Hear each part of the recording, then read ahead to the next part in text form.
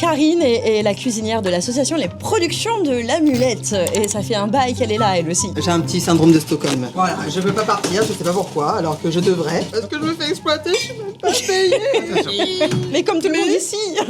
Mais je reviens. Pourquoi? Parce que j'aime quand tout le monde me dit « Ah, c'est trop bon ce qu'on a mangé !» Je sais. Tout le monde connaît Pierre Ninet, Adèle Exarchopoulos, Artus et j'en passe, parce qu'ils ont popé du jour au lendemain, mais rarement le chemin des débuts est documenté. Bienvenue dans le vlog sans filtre de la vie d'une comédienne sur le chemin de la professionnalisation et de l'intermittence. Ce vlog est là pour documenter comment se passe le début de chemin quand on n'est pas encore professionnel, quand on n'a pas encore son intermittence, les galères, le chemin à parcourir, les choses à faire avant que le succès arrive. Donc prenez quelque chose à boire et à manger parce que la journée ne fait que commencer.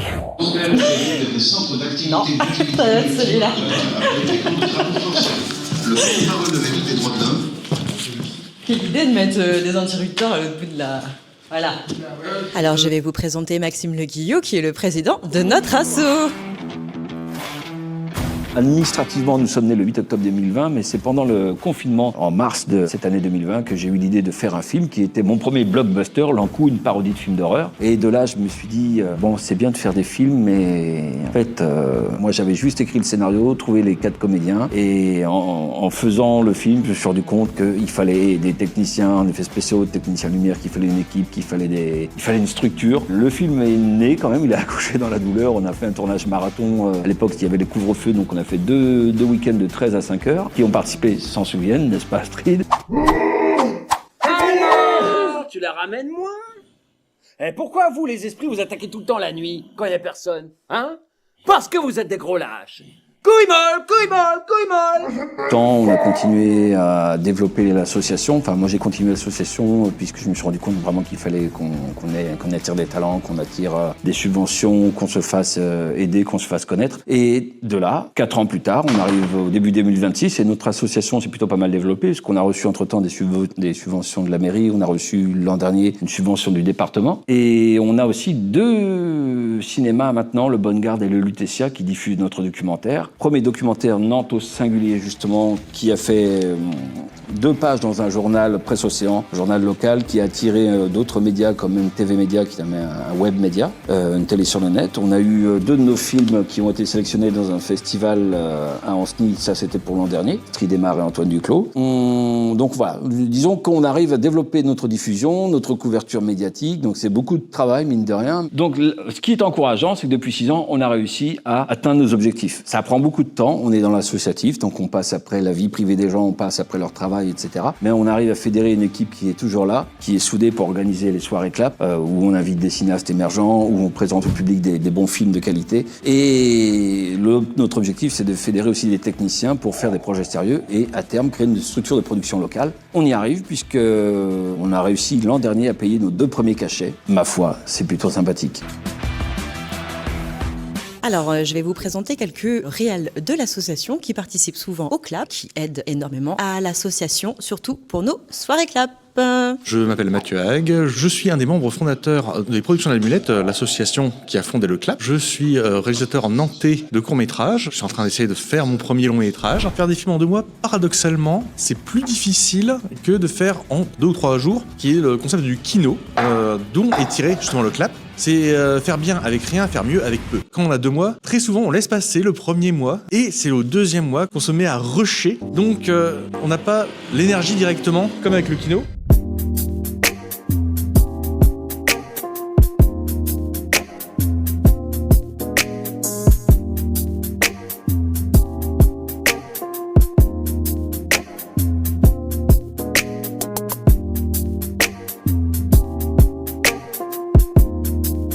Et mes desserts sont à tomber par terre. C'est pas moi qui le dis. Mais pas trop fort, sinon ça fait mal. Pour ce soir, elle nous a préparé des moelleux fondants. Moelleux, on va partir sur un Moelleux au chocolat avec des lasagnes bolognaises. Et j'ai réussi à faire quand même des lasagnes végé. Bien. Pour les végétariens. Parce qu'on pense à tout le monde. Voilà. J'ai pas fait vegan, je suis désolée. Il y a du beurre, il y a du fromage. Mais ça reste VG. Ça m'arrive. Hop, et nous avons Mathieu au service. Parce que dans cette association, il faut savoir être multicasquette. J'ai une chaîne à mon nom. Le problème avec YouTube, je n'arrive pas à mettre le nom que j'avais voulu. Il y a juste mon nom et mon pseudo. Là-dessus, je pose mes courts-métrages, la plupart en tout cas. J'ai mis quelques petites émissions par-ci par-là. J'essaie de faire des shorts sur la narratologie. Donc n'hésitez pas à venir voir, à vous abonner évidemment. Et à vous abonner aussi à la chaîne d'Astrid parce qu'elle le mérite bien. Et mettez un petit like. Les pouces, les posts, les partages. La Sainte Trinité du P. Donc cette soirée s'adresse à ceux qui veulent regarder des films dans une bonne ambiance, avec une bonne buvette, avec une super cuisinière qui s'appelle Karine Gomis, qu'on peut dire. Voilà, Karine. Non, ce matin, c'est pas facile. J'ai dû m'endormir avec de la musique très fort parce que les voisins faisaient encore du bruit jusqu'à, je sais pas, 2-3 heures. Après, j'ai fini par m'endormir avec les bols tibétains, mais je ne faisais que augmenter le son et mettre mes bouchons d'oreille. Donc, je me sens un peu éclatée. Et bon, aujourd'hui, c'est dimanche. Donc on va y aller mollo aujourd'hui, on va quand même travailler, mais on va y aller mollo parce que j'ai des choses à faire et à préparer qui sont très importantes parce que en début de semaine, j'ai une journée figuration d'une série télé. C'est mon 2e cachet, donc je suis contente. C'est la suite de l'épisode en fait. Donc j'ai trop hâte, mais avant, il faut que j'aille laver du linge déjà et que je fasse des choix de tenue un peu compliqués cette fois-ci parce que ça correspond pas tellement à ma garde-robe. Habituellement, j'arrive à voir un peu de tout, mais là, faut que je cherche. Ça va être la grande recherche parce que il demande du coloré déjà. C'est pas ce qui prime dans ma garde-robe, le coloré, on va pas se mentir. Et une ambiance fête techno. Alors je sais pas tellement comment on s'habille en fête techno. Faut que je regarde sur internet et puis on va leur faire quelques propositions comme ça.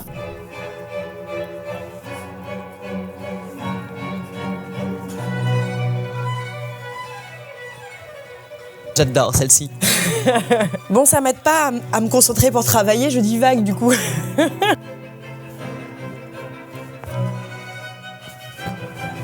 Et la musique classique, ça s'écoute fort, très fort. Un jour, je vais m'offrir un véritable opéra, dans de très bonnes conditions. Bon, allez, que je me concentre.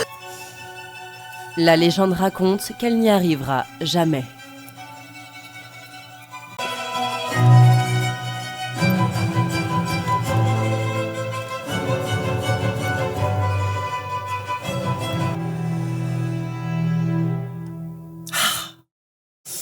C'est cool. Bon, mes shorts. Il faut que je fasse mes shorts.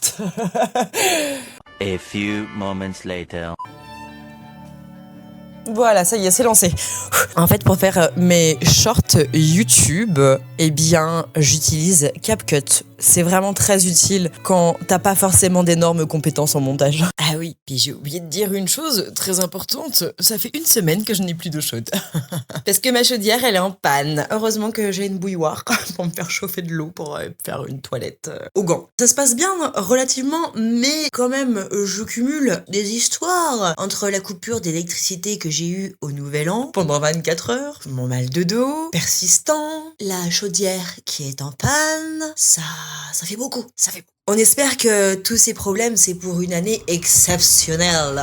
J'ai découvert que je pouvais parler comme ça. Donc, c'est pas encore très terrible, parce qu'il y a des syllabes que j'arrive pas à faire. Bravo. Et pourquoi pas même essayer de chanter, ça peut être drôle. Je sens que je vais m'amuser avec ce nouveau talent. En attendant, je me transforme en The Mask, parce que je me sens un peu gonflée. À tout à l'heure.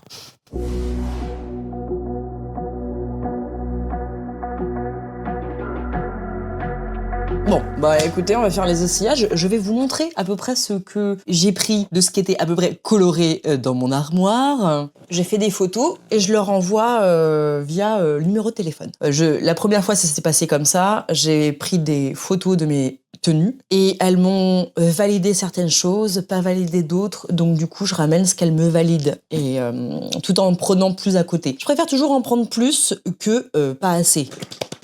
Je suis contente. C'est carré, on va pas non plus... je peux pas pousser les murs, comme on dit. D'ailleurs, il est où mon téléphone? Ok. Voilà, tenue numéro 1. Rest on the baby shoes. Ok, alors je peux faire un peu moins haut. Ouais, en fait, si on voit pas mes pieds, c'est pas si grave. Vas-y, on mélange les textures, hein. La dernière fois, ils avaient... Ouais, on va dire... On va essayer un truc comme ça. Celui-là, comme veste. Alors ça, en vrai, même si c'est coloré, je suis pas sûre que ça aille avec le style de mon personnage. Mais... Pince. Ah, ça fait beaucoup de couleurs, là, non? Ça fait beaucoup de couleurs. La dernière fois, je portais cette veste-là. Donc, ouais, c'est le rouge qui me dérange un peu, ça fait Mère Noël un peu.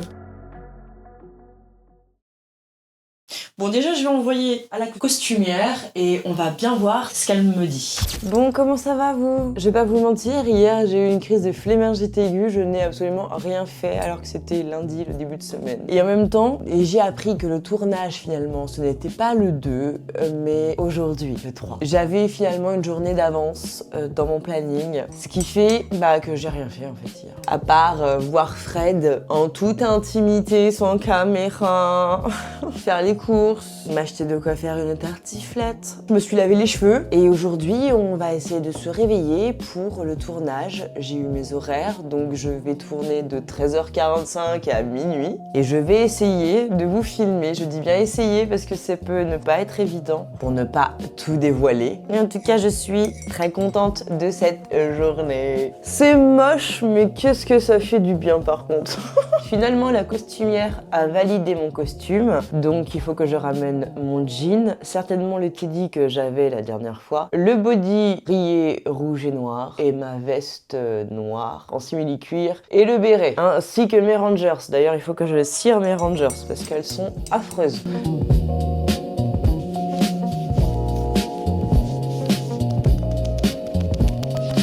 Devinez quoi? J'ai Temu qui m'a contacté. Ils veulent travailler avec moi. J'ai aussi cette crème qui n'a pas de nom.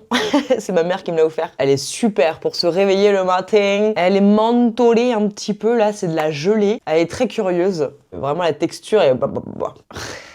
Ah, mais j'ai dit non, cœur. Non, tu ne sortiras pas aujourd'hui. Alors arrête de me demander. Que c'est agaçant. J'ai dit non. Je disais quoi? Oui, Temu m'a contacté. J'ai pas encore répondu. Parce que je n'ai pas envie de pousser à la consommation. En même temps, il y a des trucs que je vois dans le commerce. Genre, par exemple, des masques au collagène. Là, je les ai plus. Oui, parce que j'achète un peu chez Temu. Qui sont dans un petit packaging un peu rose pâle. Comme une certaine marque assez connue dans les magasins de beauté. Et vraiment, comment dire, je soupçonne quand même certaines enseignes à prendre des articles comme ça, en dropshipping, et puis les revendre bien 4-7 fois plus cher. Pourquoi je pense, je sais pas. Donc des fois, je me dis, mais en fait, pourquoi ne pas aller à la source, en fait? Et vu que Temu est un peu comme Amazon, et il recueille différents prestataires, différentes boutiques, je ne sais plus. Je suis dubitatif sur le sujet, je vous avoue. C'est les autres enseignes qui y vont, qui prennent les produits, et puis qui les revendent 10 fois plus cher, et qui se font un max d'oseille dessus, quoi. Ce que j'essaie de dire, parce que je sais pas si c'est compréhensible ma réflexion, autant aller directement à la source plutôt que de passer par d'autres marques et puis finalement enrichir ces marques-là qui finalement ne font que également exploiter notre confiance. Sur ces mots, je vais aller m'habiller. Il est temps d'arrêter cette conversation. N'hésitez pas à me dire en commentaire, à vous exprimer à ce sujet. Je serais intéressée d'avoir vos... Est-ce que tu peux arrêter de couper la parole à maman? S'il te plaît, merci sur ce sujet. Voilà, histoire qu'on en parle, qu'on développe nos idées mutuelles dans la bienveillance et le respect, bien évidemment. On est des adultes.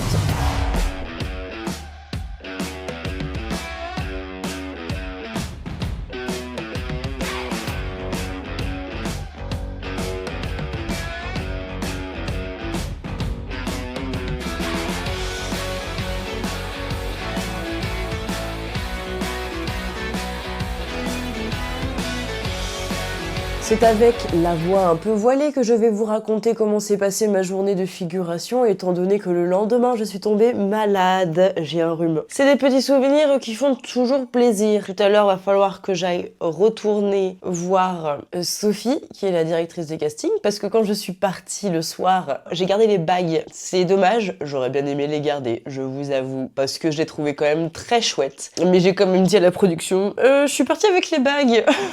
Donc comment se passe une journée de figuration? Parce que je n'ai pas pu vous filmer tout ce qui s'y passe, évidemment, étant donné que il faut garder le secret. Donc le rendez-vous se scindait en deux. Il y avait un premier rendez-vous à la Maison des Quartiers, un autre rendez-vous à la Loge des Comédiens. Et moi, on m'avait donné rendez-vous à la Loge des Comédiens. Donc je suis arrivée avec mon gros sac, je me suis entretenue avec la costumière, je lui ai montré les vêtements qui avaient été validés au préalable par SMS, et je suis passée au maquillage, où là, j'avais fait mon teint déjà de base, mais elle m'a remaquillée un peu plus intensément par-dessus, vu que nous étions en soirée.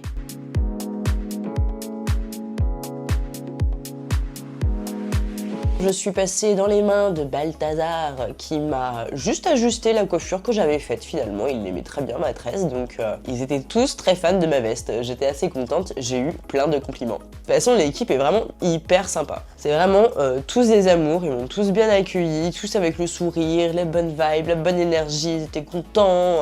Ensuite, nous sommes allés au lieu du tournage. On a tourné jusqu'à 18h, 18h30. On a fini avec 1 heure d'avance parce que normalement, la pause repas devait se faire à 19h30 et puis finalement, on a mangé à 18h30 à la cantine du tournage. Ils avaient installé des tentes avec un chauffage, il faisait bien chaud à l'intérieur, donc ça c'était vraiment cool parce qu'on n'a pas eu froid. Et la nourriture, bah écoutez, c'était bon, c'est extraordinaire. Mais c'était bon, ça nous a nourris. On a eu le ventre plein et puis tellement plein que bah c'était un peu difficile de reprendre après le tournage. On était tous un petit peu endormis. Sur le lieu du tournage, il y avait des fruits, il y avait du café, il y avait des petits gâteaux. C'était bien installé, ils ont pris soin de nous. Et puis à la fin de journée pour moi, aux alentours de 23h, après ils ont juste gardé 400 personnes pour un dernier plan. Et je pense que eux ils ont fini à minuit, peut-être 1h. J'adore passer ces journées-là. On a eu des bons retours auprès de l'équipe sur ce qu'on avait fait, donc on était très contents, parce qu'on était dans l'histoire, on était un groupe de copains. On avait déjà tourné ensemble sur une journée, on se connaissait quand même, donc il y a le lien, l'affinité qui s'est un peu plus développé, et on s'est bien marré, on s'est vraiment bien amusé. Et je pense que bah, du coup ça s'est vu, parce que l'équipe était contente de ce qu'on a donné en silhouette. Donc c'est super. Et rendez-vous la semaine prochaine pour l'épisode numéro 5. Et surtout n'hésite pas à mettre en commentaire « J'adore ton tournesol ». Comme ça je saurai que tu es un véritable. Des bisous!